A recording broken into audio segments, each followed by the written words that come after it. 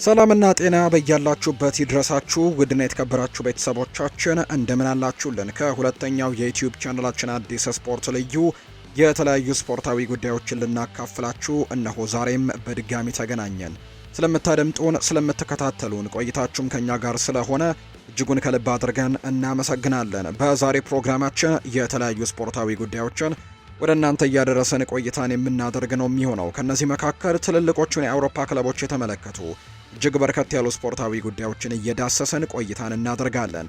እናንተም ሀሳብ አስተያየቶቻችሁን ኮሜንት ቦክስ ላይ እያሰፈራችሁልን ከኛ ጋር ቆይታን እንድታደርጉ የአክብሮት ግብዣዬን ነው ወደ እናንተ ማደርሰው። የዝውውር ጉዳዮችን እናነሳለን። በተለይ ከዩናይትድ፣ ከአርሰናል፣ ከቼልሲ፣ ከሲቲ፣ ከሊቨርፑል ከሌሎችም ክለቦች ጋር አያይዘን የዝውውር ጉዳዮችን ሰፋ አድርገን ነው ዛሬ ወደ እናንተ እያደረስን ከታማኝ የመረጃ ምንጮች ወደ እናንተ የምናደርሰው። አብራችሁኝ እንድትቆዩ በአክብሮት ጋብዛለሁ። ሀሳብ አስተያየቶቻችሁን ጻፉልን።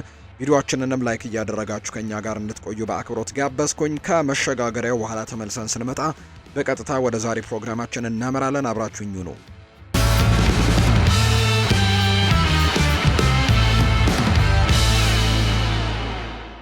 ማንቸስተር ዩናይትድ ኢኒዮሶች አዳዲስ ተጫዋቾችን ለማስፈረም ተጨማሪ ገንዘብ ኢንቨስት ለማድረግ ማቀዳቸውን ተከትሎ በክረምቱ የዝውውር መስኮት ትልቅ የቡድን ግንባታ ለማድረግ ዝግጁ ናቸው። ሆኖም ግን የኢኒዮስ አመራሮች አዳዲስ ተጫዋቾችን ወደ ኦልድ ትራፎርድ ስለማምጣት ከማሰባቸው በፊት በክለብ ውስጥ የተነሳውን ትልቅ እሳትን ማጥፋት ሳይኖርባቸው አልቀረም።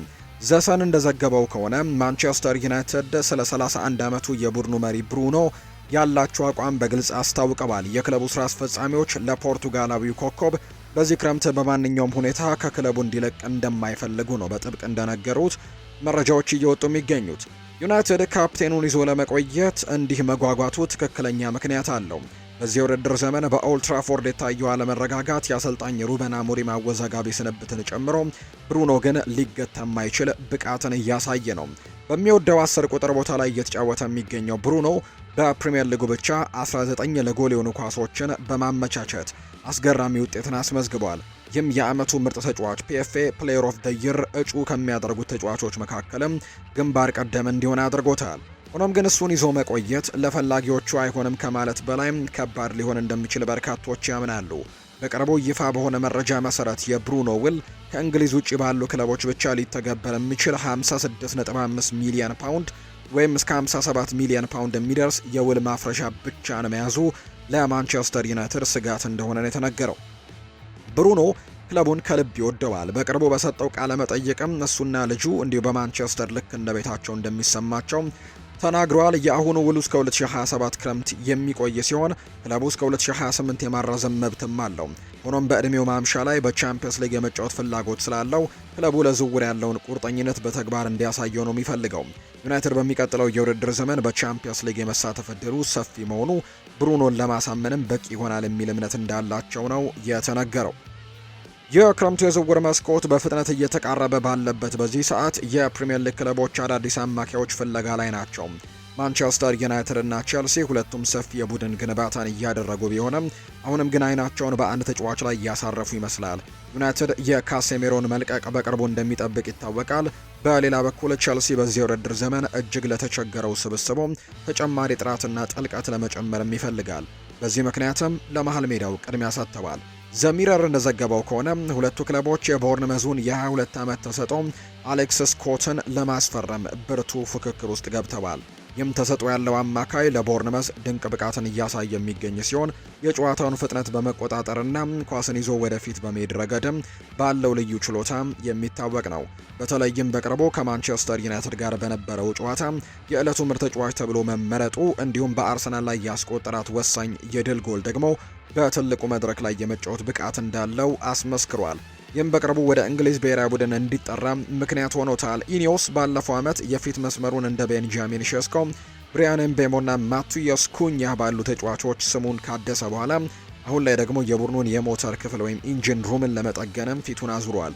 ኤሊዮት አንደርሰን ወደ ማንቸስተር ሲቲ ማምራትን እንደሚመርጥ በመግለጹ ዩናይትድ አሌክስ ስኮትን የመሃል ሜዳውን ለማነቃቃት ተመራጭም አድርጎታል ነው የተባለው። የፕሪሚየር ሊጉ ክለቦች ለስኮት ከፍተኛ ዋጋ መክፈል ይኖርባቸዋል። በቼልሲ በኩልም አመራሮቹ የፕሪሚየር ሊግ ልምድ ያለው ተጫዋችን ለማምጣት ጓግተዋል።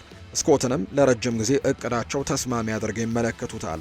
ቦርንመስ ዋነኛ ሀብቱን በቀላሉ ለመልቀቅ እንደማይፈልግ ግልጽ ነው። መጀመሪያ ላይ የ25 ሚሊዮን ፓውንድ ዋጋ ቢነሳም አሁን ባለው ሁኔታ ግን ክለቡ ሽያጩን ለማጤን ቢያንስ 60 ሚሊዮን ዩሮ ወይም 50 ሚሊዮን ፓውንድ አካባቢ እንደሚጠይቅ ነው የሚጠበቀው። ሁለቱ ክለቦች ወጣቱን በስካውቶቻቸው በደንብ ያስጠኑት ሲሆን በቅርቡም ይፋዊ የዝውውር ጥያቄዎችን ያቀርባሉ ተብሎ ይጠበቃል። ለስኮት በቫይታሊቲ ስቴዲየም ወደ ኦልትራፎርድ ወይም ወደ ስታንፈርድ ብሪጅ መዘዋወርም በሙያው ትልቅ ደረጃ መድረሱን የሚያሳይለት እንደሆነ ነው የሚታሰበው። በቼልሲ ቤት የተረጋጋ የአሰልጣኝ ቅጥር ለማግኘት የሚደረገው ጥረት አሁን ፍሬ አላፈራም። አሁን ደግሞ አዳዲስ ስሞችን ከክለቡ ጋር መያያዝ ጀምረዋል።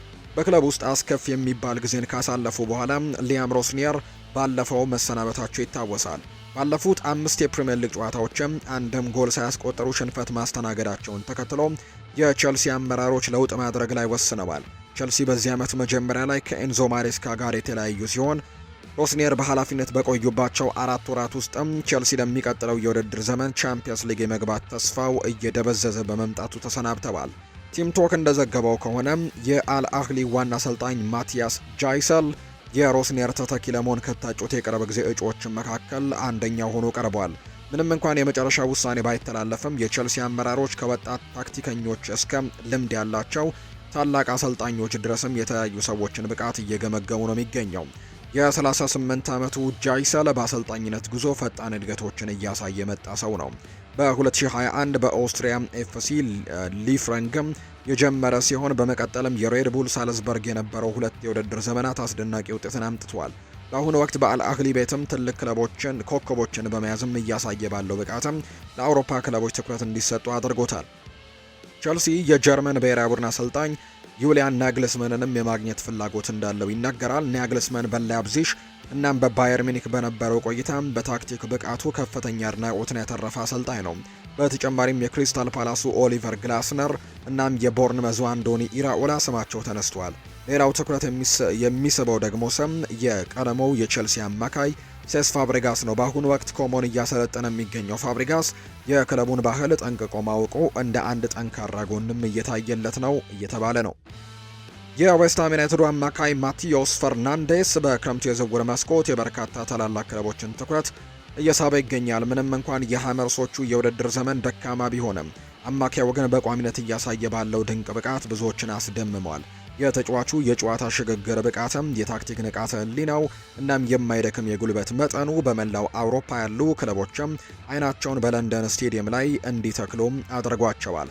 አሁን ደግሞ ፉት መርካቶ እንደዘገበው ከሆነ ፓሪስ ሰን ዠርሜን ከተጫዋቹ ወኪሎች ጋር ይፋዊ ግንኙነትን የጀመረ ሲሆን ይህም ማንቸስተር ዩናይትድ ጭምር የሚሳተፍበት ትልቅ የክረምት የዝውውር ፉክክርም መነሳቱን የሚያሳይ ነው። የፓሪስ ሰን ዠርሜኑ ስፖርቲንግ ዳይሬክተር ሉዊስ ካምፖስ በፓሪስ ውስጥም በፖርቱጋላዊ ኮከቦችም የተገነባ ቡድንን ለመፍጠርም ከፍተኛ ፍላጎት እንዳላቸው አይደበቅም።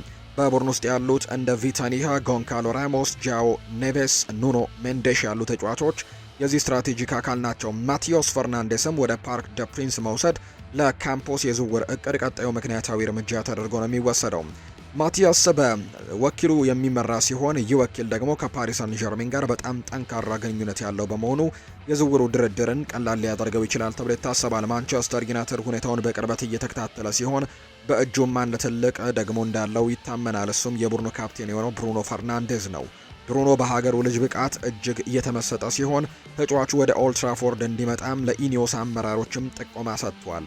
ዩናይትድ ከካሴሜሮ በኋላ ያለውን የመሃል ሜዳ ክፍተትም ለመሙላት በሚያቀድበት በዚህ ወቅት በፕሪሚየር ሊጉ ራሱን ያስመሰከረ የ21 ዓመት ወጣት ማግኘት ከአዲሱ የዝውውር ሞዴላቸው ጋር ሙሉ በሙሉ ይጣጣማል። በተለይ ካፕቴኑ ይህንን ተጫዋች ግዙልኝ ብሎ ሲጠይቅም የዝውውር ቡድኑ ተጫዋቹን በደንብ እንዲመለከቱ ያስገድዳል። ዌስትሃም ወደ ታችኛው ሊግ የሚወርድ ከሆነ በዚህ የውድድር ዘመን በ33 ጨዋታዎች 4 ጎልና 3 አሲስት ያስመዘገበው ማቲዮስ ክለቡን የሚለቁ ተጫዋቾች መካከል አንደኛው እንደሚሆን በርካቶች በጉጉት የሚጠብቁት ጉዳይ ነው።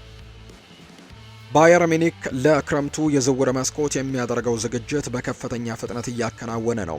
አሰልጣኝ ቪንሶን ኮምፓኒ ስብስባቸውን በከፍተኛ ደረጃ ለማጠናከርም በሚፈልጉበት በዚህ ሰዓት በጀርመኑ ግዙፍ ክለብ በሁለት የተለያዩ ነገር ግን እኩል አስደሳች በሆኑ ተጫዋቾች ላይ ትኩረት አድርጓል። እንደ ስካይ ስፖርት ጀርመኒ ዘገባ ከሆነ ባየር ሚኒክ ከፍተኛ ገንዘብ አቅሙን በመጠቀም ሁለት ተጫዋቾችን በአንድ ጊዜ ለማስፈረም አቅዷል። የኒውካስል ዩናይትዱ ፈጣኑ የክንፍ ተጫዋች አንቶኒ ጎርደን እናም የሀርታ በርሊኑ የ18 ዓመት የመሃል ሜዳ ተከላካይ የሆነው ኬነት አይሆረን ለማስፈረም ነው ፍላጎቱ ያላቸው። ጎርደን ለተቃራኒ ተከላካዮች ትልቅ ስጋት ሆኖ ቆይቷል። የ25 ዓመቱ የእንግሊዝ ብሔራዊ ቡድን ተጫዋች አሁን ላይ በብቃቱ ማማ ላይ የሚገኝ ሲሆን ባየርን እሱን ፈጣን ፍጥነትን እናም ቀጥተኛ የጨዋታ ዘይቤን ወደ አሊያንዝ አሬና ለማምጣትም እጅግ ጓግተዋል። ወደ ባቫሪያን መዘዋወሩ ጎርደን ከብሔራዊ ቡድኑ ካፕቴን ሃሪኬን ጋርም እንዲገናኝ ያደርገዋል። ይህ ጥምረት ደግሞ በዚህ ክረምትም በሚካሄደው የ2026 ዓለም ዋንጫ ላይ አብረው ከመጫወታቸው በፊት የሚፈጠር በመሆኑ ጊዜው ተስማሚ ነው። ጎርደን ከቅርብ ጓደኞቹ እንደገለጸው ከሆነ ከፕሪምየር ሊግ ወደ ቡንደስሊጋ መዘዋወሩን ይቀበለዋል። ይህም ደግሞ በሙያው ውስጥ ቀጣዩ እርምጃ እንደሆነ ያምናል። ባየርንም ከኒውካስል ዩናይትድ ጋር ከመነጋገሩ በፊት ከተጫዋቹ ወኪሎች ጋርም ይፋዊ ስብሰባዎችን ለማድረግ ተዘጋጅቷል። ሆኖም ኒውካስል ኮከቡን በቀላሉ አይለቀውም። ለክንፍ ተጫዋቹ የ75 ሚሊዮን ፓውንድም ዋጋ መለጠፋቸውን የተዘገበው ባየር ሚኒክ አንቶኒ ጎርደንን በማድነቅ ረገድ ብቻውን አይደለም። የፕሪምየር ሊግ ግዙፎቹ አርሰናልና ሊቨርፑልም የኒውካስል ዩናይትድን አጥቂ ለማስፈረምም ይፈልጋሉ። አርሰናሎች የክንፍ የማጥቃት ቦታቸውን ለማጠናከር ሲፈልጉ፣ ሊቨርፑል ደግሞ ያለ መሐመድ ሳላ ለሚኖረው ሕይወትም እየተዘጋጀ ይገኛል። በክረምቱ ጎርደንን ለማስፈረም በሚደረገው ፉክክር እጅግ የበረታ እንደሚሆን ቢጠበቅም በአሁኑ ወቅት ግን የጀርመኑ ሻምፒዮን ባየር ሚኒክ ውድድሩን እየመራ ያለ ይመስላል። የዝውውር ከተሳካ ባየር ሚኒክ በእንግሊዝ ክለቦች የተሞላ ቡድን ሊኖረው ይችላል። በተለይም አንቶኒ ጎርደን እና ሃሪ ኬን ደግሞ በባየር ሚኒክ ቤት የሚፈጥሩት ጥምረትም ለተቃራኒ ቡድኖች አስፈሪ እንደሚሆን ጥርጥር የለውም የሚል መረጃ ነው የወጣው። የፕሪምየር ሊጉ ግዙፍ ክለብ ሊቨርፑል ለሚቀጥለው የውድድር ዘመን በከፍተኛ ሁኔታ የተለወጠ ስብስብን ይዞ እንደሚቀርብ እየተገመተ ነው።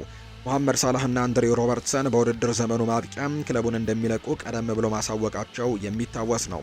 የመርሲሳይዱ ክለብ ምንም አይነት ዋንጫን ሳያገኝ በሚያጠናቅቅበት በዚህ አሳዛኝ የውድድር ዘመን መጨረሻ ላይ ትልቅ ለውጦችን እንደሚያደርግ ይጠበቃል። ባለፈው የውድድር ዘመን ሊጉን ማሸነፋቸውና በክረምቱ የዝውውር መስኮት ከፍተኛ ገንዘቦችን አውጥተው አዳዲስ ተጫዋቾችን ማስፈረማቸውን ተከትሎ በአርኔ ስሎት ስር ስኬታቸው ይቀጥላል ተብሎ ቢጠበቅም በዚህ የውድድር ዘመን ግን ምንም ነገር እንደታቀደው አልሄደላቸውም። አሁን ደግሞ ሌላኛው ተጫዋቻቸው በአንፊልድ ካሳለፈው ስኬታማ ጊዜ በኋላ ክለቡን ለመልቀቅ ፍላጎት እንዳለው ይነገራል። ፎክስ ስፖርት እንደዘገበው ከሆነ የክለቡ አካዳሚ ውጤት የሆነው ከርቲስ ጆንስ በልጅነት ክለቡ ያለው የወደፊት ቆይታም በቁም ነገር እያሰበበት ነው። አሁን ባለው የቡድኑ ተሰላፊነት ደረጃ ደስተኛ ያልሆነውና ቋሚ መጫወቻ ጊዜን የሚፈልገው ይህ የ25 ዓመት አማካይ የበርካታ ክለቦችን ትኩረትንም እየሳበ ነው። አስተን ቪላ፣ ቶተንሃም ሆትስፐርስ እና ኢንተር ሚላን ሁኔታውን በቅርበት እየተከታተሉ ሲሆን ይህም ክረምት ደግሞ ለዚህ የአካባቢው ልጅም የአንፊልድ ቆይታ ማብቂያ ሊሆን እንደሚችል እየተገመተ ነው። ጆንስ ለምን መልቀቅ እንደፈለገም ለመረዳት ቁጥሮችን ማየት በቂ ነው። ምንም እንኳን ለአሰልጣኝ አርነ ስሎትና አስፈላጊ ተለዋዋጭ ወይም የተለያዩ ነገሮችም ሆኖ ቢያገለግልም ለምሳሌ በቅርቡ በኤቨርተን ላይ በ100ኛ ደቂቃው ላይ ድል በተቀናጁበት የመርሲሳይድ ደርቢ ላይ በቀኝ ተከላካይነት ተሰልፎ ድንቅ ብቃትን አሳይቷል። በቋሚ የመሰለፍ እድሉን ግን በጣም ጠባብ ሆኗል። ጆንስ በሁሉም ውድድሮች ከ40 በላይ ጨዋታዎችን ቢያደርግም በዚህ ውድድር ዘመን በፕሪሚየር ሊጉ በቋሚነት ግን የጀመረው 13 ጨዋታዎችን ብቻ ነው። እውነታው ግን የሊቨርፑል የመሃል ሜዳ በአሁኑ ወቅት በከዋክብት የተሞላ መሆኑ ነው። እሱ እንደ ዶሚኒክ ሶቦስላይ፣ ሪያ ግራቨንበርች፣ አሌክሲ ማካሊስተር እና በቅርቡ ክለቡን የተቀላቀለው ፍሎሪያን ቬርትስ ባሉ ትልልቅ ስሞች ጥላ ስር ወድቋል። ጆንስ አሁን ባለው ውል የመጨረሻ 12 ወራት ውስጥ ሊገባ በመሆኑ ሊቨርፑል በ2027ም በነፃ እንዳያጣው አሁን ላይ የመሸጥ ወይም ደግሞ ውሉን የማደስ ምርጫ ከፊቱ ተቀምጧል። የቀዮቹ አማካይ በዚህ ክረምትም የፈላጊዎች እጥረት የለበትም። ለመልቀቅ ከወሰነም የተሻሉ አማራጮችን አያጣም። ኢንተር ሚላን ተጫዋቹን ለረጅም ጊዜ ሲያደንቀው የቆየ ሲሆን ባለፈው የጥር የዝውውር መስኮትም ለማስፈረም ጥረት ቢያደርጉም በሊቨርፑል በኩል ውድቅ ተደርጎባቸው ነበር። በሌላ በኩል አስተን ቪላና ቶተንሃምም ተጫዋቹን ይፈልጉታል። ሆኖም ግን የቶተንሃም ፍላጎት በሊጉ የመቆየትና ያለመውረድ ጉዳያቸው ላይ እየተንጠለጠለ ነው። ቶተንሃም ሆትስፐርስ በማይታመን ሁኔታ ወደ ሻምፒዮንሺፕ የመውረድ ስጋት ውስጥ መውደቁን ተከትሎ የፕሪምየር ሊግ ክለቦች የተጫዋቾቻቸውን ሁኔታ መከታተል ጀምረዋል። የሰሜን ለንደኑ ክለብ የወደፊት እጣ ፈንታም ባለመታወቁና አሁን ባለበት ቀውስ ምክንያት በርካታ ተጫዋቾቹ ከክለቡ ይወጣሉ ተብሎ ነው የሚጠበቀው። ዘ አትሌቲክ እንደዘገበው ከሆነ ማንቸስተር ዩናይትድ የቶተንሃሙን ፈጣን ተከላካይ ሚኪ ቫንደቬንን በክረምቱ የዝውውር መስኮት ለማስፈረም ከፍተኛ ፍላጎት አለው። በአሁኑ ወቅት ቶተንሃም በ2026 አንድም የፕሪምየር ሊግ ጨዋታን ሳያሸንፉ ረጅም ጊዜያቶችን ከቆዩ በኋላ በዚህ ሳምንት መጨረሻ ከወልቭስ ጋር ባደረጉት ጨዋታ ላይ ድል ማድረጋቸውን እናስታውሳለን። ለመትረፍ ከሚያስፈልገው ነጥብም በ2 ነጥብ ዝቅ ብለው ነው የሚገኙት። ክለቡ በአሰልጣኞች ረገድም ትልቅ ቀውስ ውስጥ የነበረ ሲሆን አንጌ ፖስቴኮግሉን አሰናብቶ ቶማስ ፍራንክን በየካቲት ወር አጥቶ እንዲሁ ደግሞ በኢጎር ቱዶር ስርም ከቆየ በኋላ አሁን በሮቤርቶ ዲ ዘርቢ ስር የመጨረሻውን የህልውና ትግል እያደረገ ነው። ቶተናም ወደ ታችኛው ሊግ የሚወርድ ከሆነ ሚኪ ቫንደቬን በ65 ሚሊዮን ዩሮ የገበያ ዋጋ ክለቡን ከሚለቁ የመጀመሪያዎቹ ተጫዋቾች አንዱ እንደሚሆን ይጠበቃል። ይህ ዝውውር ለማንቸስተር ዩናይትድ ትልቅ ትርጉም አለው። ዩናይትድ በሚቀጥለው የውድድር ዘመን በአውሮፓ መድረክ ለመመለስ በሚዘጋጅበት በዚህ ወቅት በግራ እግሩ የሚጫወት ጠንካራ የመሃል ተከላካይ ማግኘት በኢኒዮስ አመራሮችም ቅድሚያ የሚሰጠው ጉዳይ ነው። ማታያስ ደሊት እና ሊሳንድሮ ማርቲኔስ በዚህ ውድድር ዘመን በተደጋጋሚ በጉዳት መቸገራቸው ዩናይትድ እንደ ቫንደቬን ያለ ጠንካራ ፈጣንና የ25 ዓመት ጎልማሳ ተከላካይ እንዲፈልግ አስገድዶታል። ይሁን እንጂ ቶተንሃም ቢወርድ እንኳን ሆላንዳዊው ተከላካይን ለማግኘት ዩናይትድ ከፍተኛ ገንዘቦችን ማውጣት ግን ይኖርበታል። ይህንም ለማሳካት ዩናይትዶች ተጫዋቹን መሸጥ ሊኖርባቸው ይችላል። ሌሎች ተጫዋቾችን በተለይም ማኑኤል ኡጋርቴን በቅርቡ ከሊድስ ዩናይትድ ጋር በነበረው ጨዋታ ያሳየው ደካማ ብቃትም ሰር ጂም ራትክሊፍን ባለማስደሰቱ ለሽያጭ እንደሚቀርብ ነው የተረጋገጠው። ቶተንሃሞች ከወራጅ ቀጠናው ቢተርፉም ባይተርፉም ቫንደቬን ከሚሰምጥ መርከብ ጋር አብሮ የማይወርድ ትልቅ ተሰጥኦ ያለው ነው። ዩናይትድ አስፈላጊውን ገንዘብ መክፈል ከቻለም የተከላካይ ክፍሉን ትልቅ ጥንካሬም የሚያገኝ ይሆናል። ያን ዲያማንዴ ከበርካታ የፕሪሚየር ሊግ ክለቦች ጋር ስሙ እየተያዘ የሚገኝ ሲሆን ቸልሲም ተጫዋቹን ለማስፈረም ፉክክር ውስጥ የገባ የቅርብ ጊዜ ክለብ ሆኗል። ይህ የ19 ዓመት ወጣትም ትልቅ ተሰጥኦና ብሩህ ተስፋ ያለው ተጫዋች ሲሆን በዚህ ውድድር ዘመን በቡንደስሊጋው ከአርቢ ላይፕዚግ ጋር አስደናቂ ብቃትን እያሳየ ነው። ከስፔን የወጡ ዘገባዎች እንደሚያሳዩት ከሆነ ቸልሲ ተጫዋቹን ለክረምቱ የዝውውር መስኮት ዋነኛ ኢላማ አድርጎታል። የሰማዮቹ አመራሮች የተጫዋቹን ፊርማ ለመቀላቀልም ታሪካዊ የሆነ የገንዘብ ኢንቨስትመንትን ለማድረግም እየተዘጋጁ እንደሆነ ነው የተገለጸው። ዲያማንዴ የሊቨርፑልና የማንቸስተር ዩናይትድ ኢላማ ነው። ቸልሲ በዚህ የውድድር ዘመን የፊት መስመሩ ላይ ተጨማሪ ጥንካሬዎችን የሚፈልግ ሲሆን በተለይም እንደ አሌሃንድሮ ጋርናቾና ጄሚ ባይኖ ጌቲየንስ ያሉ ተጫዋቾች ካሳዩት ብቃት አንጻር ቸልሲ በክንፍ መስመሩ ላይ እድሎችን መፍጠር የሚችልና ተከላካዮችን 1 ለ1 ወይም 1v1 ማለፍ የሚችል ፈጣን አጥቂ ይሆናል። ዲያማንዴ በቸልሲ አጨዋወት ፍጹም ተስማሚ ነው። በዚህ የውድድር ዘመን በሁሉም ውድድሮችም 13 ጎሎችንና 8 አሲስቶችን ያስመዘገበው ይህ ተጫዋች የቸልሲን የማጥቃት ክፍል ሊለውጥ እንደሚችል ነው የሚታመነው። ሊቨርፑልና ማንቸስተር ዩናይትድ በክንፍ መስመራቸው ላይ ተጨማሪ ጥራትን ይፈልጋሉ። ተጫዋቹ በክረምቱ ወደ 100 ሚሊዮን ዩሮ ወይም 85 ሚሊዮን ፓውንድ አካባቢ ሊያስወጣ እንደሚችል የሚገመት ሲሆን ከሶስቱ ክለቦች መካከል የትኛው ዝውውሩን ሊያሳካ እንደሚችል ወደፊት የሚታይ ነው። ተጫዋቹ በከፍተኛ ደረጃ የመወዳደር ፍላጎት ያለው ሲሆን ከቼልሲ ይልቅ የሊቨርፑል እና የማንቸስተር ዩናይትድ ፕሮጀክቶችም ይበልጥ የተረጋጉ መሆናቸው ተጫዋቹን ለመሳብም ሊረዳቸው ይችላል። ቼልሲ በቅርቡ ሊያም ሮስኔርን ማሰናበቱና ቋሚ አሰልጣኝ የሌለው መሆኑ ትልልቅ ተሰጥኦችን ለማምጣት በሚያደርገው ጥረት ላይ እንቅፋት ሊሆንበት እንደሚችል ነው የሚገመተው። ማንቸስተር ዩናይትድ በውድድር ዘመኑ ማብቂያ የሪያል ማድሪዱን ተጫዋች አርዳ ጉለርን ለማስፈረም ፍላጎት ካላቸው ክለቦች መካከል አንደኛ ሆኗል። ልክ እንደ አርሰናል ሁሉ ከስፔን የወጡ ዘገባዎች እንደሚያሳዩት ዩናይትድ የዚህ ቱርካዊ ወጣት ሁኔታን በቅርበት እየተከታተለ ሲሆን ሌሎች የእንግሊዝ ክለቦችም ስለ ተጫዋቹ መጠየቅ ጀምረዋል። ሆኖም ግን አርዳ ጉሌር በሪያል ማድሪድ የወደፊት እቅድ ውስጥም ትልቅ ቦታ ያለው በመሆኑ ክለቡ እሱን የመሸጥም ፍላጎት የለውም። አርሰናልም በተለያዩ ወይም በተጫዋቹ ላይ ፍላጎት ካላቸው ክለቦች መካከል ይጠቀሳል። በክረምቱ የዝውውር መስኮት በተጫዋቹ ላይ ከፍተኛ ዋጋ ፉክክር ሊነሳ እንደሚችል የሚጠበቅ ሲሆን ማንቸስተር ዩናይትድ ለስፔኑ ክለብ የሚስብ ጥያቄን አቅርቦ ማማለል ይችል እንደሆነም ወደፊት የሚታይ ነው። አርዳ ጉለር ለዩናይትድ ትልቅ ለውጥን ሊያመጣ የሚችል ድንቅ ተሰጥኦ ያለው ተጫዋች እንደሆነ ጥርጥር የለውም። ዩናይትድ በጎል ዕድሎች ፈጠራ ረገድ በብሩኖ ፈርናንዴዝ ላይ በጣም ጥገኛ መሆኑን ለማስቀረትም እንደ ጉሌር ያለ ሌላ የፈጠራ ሰውም ያስፈልጋቸዋል። ይህ የ21 ዓመቱ ቱርካዊ ኮከብ በመሃልም ሆነ በክንፍ መስመሮች ላይ መጫወት የሚችል ሲሆን ለፕሪሚየር ሊግ እግር ኳስ የሚያስፈልጉ የቴክኒካል ብቃቶች አሉት። በዚህ ውድድር ዘመን 6 ጎሎችን አስቆጥሮ 14 አሲስቶችን በድምሩ 20 የጎል ተሳትፎችን በማስመዝገብ ብቃቱን እያሳየ ነው።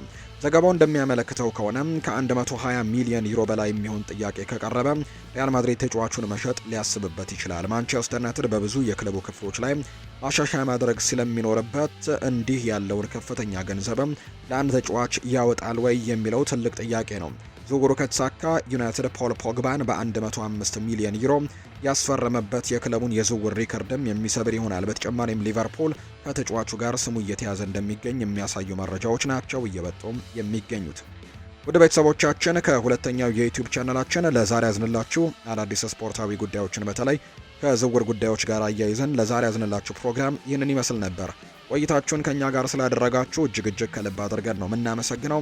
ፏድ ባህሩ ፕሮግራሙን እየመራው ከእናንተ ጋር ቆይታን አድርጌያለሁ። የተለያዩ ርዕሰ ጉዳዮችን ያካፈልንበት የዛሬ ፕሮግራማችን ይህንን ይመስል ነበር። ቆይታችሁን ከኛ ጋር ስላደረጋችሁ ከልብ አድርገን አመሰግነን።